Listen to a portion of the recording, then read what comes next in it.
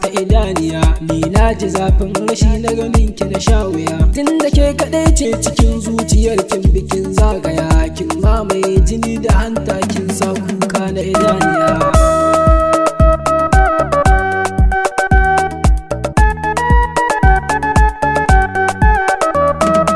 Kice sannadin rasa rayuwata idan har kika ce baki suna. Kice sila har na bar gari na samu kuɗi zan mu zauna. Kice muradin zuciya aikina a raina. Kice madibi na da nadi ba sai in tuna ki a bar ƙauna.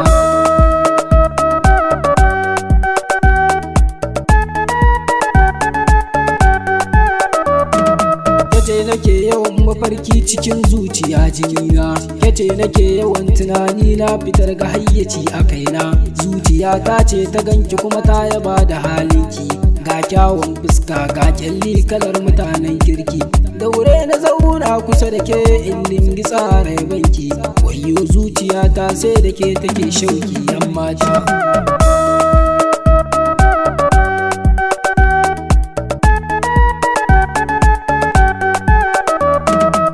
Da ni mi aure irin na soyayya yan mata. Daure ki dago fuskar ki kalle ni manufata. Ki man murmushi irin na soyayya yar auta. San ki ne ya kama ni har za ya mini rauni a zuciya kuma ke ce magani.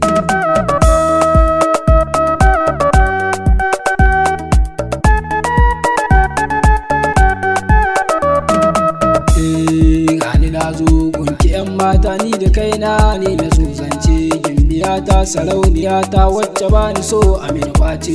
Na yi duba kafa a yan mata ni ke kaɗai na tantance sarauniyata.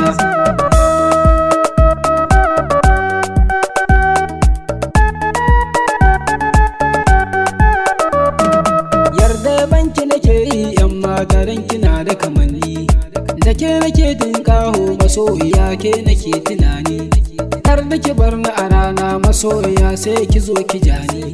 Ne maki alkawari babu yar da ni za ni kulawa.